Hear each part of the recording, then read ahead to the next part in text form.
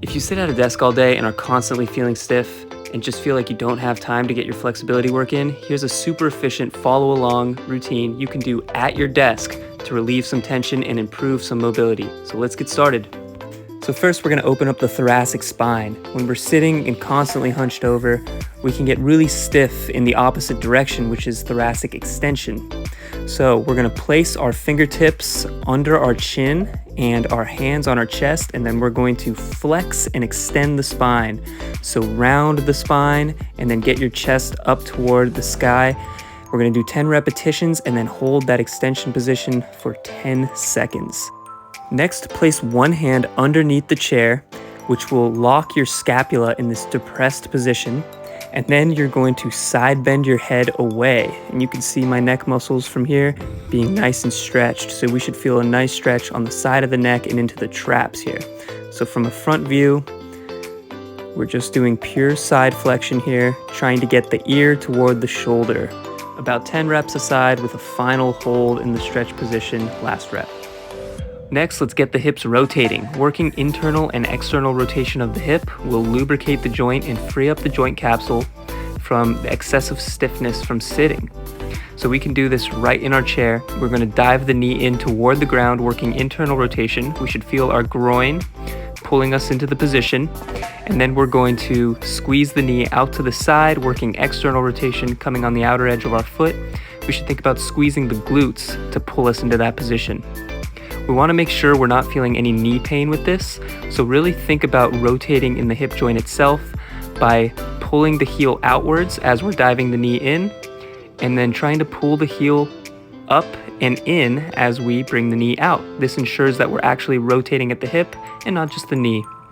Next, let's work on the seated Piriformis Stretch. So we're going to cross our ankle on top of our knee, and we're going to start off by rotating our belly button across the stretching side knee, and we're going to feel a deep stretch in the glute toward the back pocket. This is the Piriformis Stretch. So we're going to do 5 reps and then hold for time. And next we're going to rotate away from our knee. So we're trying to bring our belly button toward our foot, and this is going to feel like a really intense glute stretch. The one toward the knee is going to be more deep. This one's going to be more superficial into the glutes and other hip internal rotators. And then we're going to switch sides, bringing that ankle over the knee. We can use our hand to pull the knee toward our chest as well, to stretch it from bottom up. So again, this one's stretching the piriformis. We're going to do about 5 repetitions and then hold that final position for 10 seconds, breathing and relaxing, trying to go deeper, making sure we're not feeling any knee stress. And now we're going to rotate away. This side is excessively stiff for me, so I'm going to do 10 repetitions here. So we're thinking about rotating our belly button toward the foot, not just rounding forward. We're trying to leverage the stretch at the hip and not just the spine. So we're going to hold the final stretch here. This one feels really nice. Next, let's scoot our butts to the edge of the chair and then widen out our knees about twice the distance of hip width. Next, we're going to do some good mornings here. So hinging at the hips while trying to squeeze our knees out. So this is going to be a loaded stretch for the groin, and it's also going to help stretch out the back and relieve any back tension. So here it is from the side, trying to keep our spine as long as we can until we get to the bottom. It can round a little bit. Thinking about pulling ourselves deeper by squeezing our knees out and trying to pull our knees to chest. On the final rep, we can hold. We can wrap our hands around the heel or the foot and just let the back relax. And next, we're going to open up the hip flexors. So lift one leg up and elevate it on top of the chair, and then we're going to sink into a deep lunge. Now from here, we're going to try to extend our knee without coming out of this deep lunge. So we're trying to straighten out the knee and squeeze the glutes on the back leg. And once we do this, we should feel a pretty big stretch in the front of the hip. So we're going to do this for repetitions. And then on the final rep, we're going to place our arm over the head and side bend away from the stretching side and hold. So we're breathing and relaxing, sinking deep into that lunge. And we switch sides. Now, a mistake people make when they do this exercise is they actually come out of the deep lunge when they try to extend that knee. And this takes off tension from the hip flexors.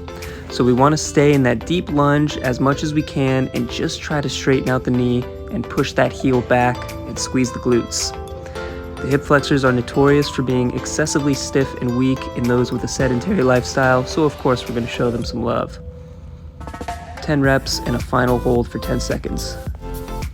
While our foot is already elevated, now is a perfect time to stretch out the hamstrings. So dig the heel into the chair and point the toes toward your nose. From here, we're going to fold forward at the hips while bending and extending the knees. A common mistake people will make is their whole body will shift back as they straighten out that knee. We want to keep the same level of forward fold as we extend that knee. So we'll flex the knee and try to round a little bit more forward and then extend the knee and push the hip back. So we're going to perform 10 reps with a 10-second final hold. You'll notice as I straighten out the knee, my whole body isn't rocking back, it's just my hip shooting back. Along the duration of the set, we can try to fold forward a bit more, aiming to lead with the belly button and not just round at the spine. We're trying to keep the back as straight as we can. We want to really think about engaging the quad and hip flexors every time we straighten that knee.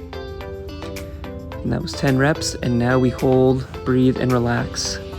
And for the final stretch, we're going to stretch out the quads. So make sure we have some sort of cushion for our knees, and we're going to place the top of the foot on top of the chair, and we are going to squeeze our glutes, tuck our pelvis under, think about getting that belt buckle to the belly button, and rock the hip forward and back. Moving into hip extension on the way out, and then more knee flexion on the way back. We're going to perform 10 repetitions and then hold the final rep in hip extension for about 10 seconds, and then lean back and hold another 10 seconds in more knee flexion, which will further emphasize the quad. Now we switch. So it's important that we don't overextend the back here and we keep that pelvis tucked under. So notice I'm going into a relatively short range of motion here because I don't want to lose that pelvic ribcage alignment. 10 reps, and now we're on the final hold, breathing and relaxing, contracting our muscles and relaxing, releasing tension. Just a real stressful day in the office for me, as you can tell. I understand most of your cubicles may not look like this, but hey, setting up your environment for success is half the battle. And if there's a chair, there's a way to get more mobile.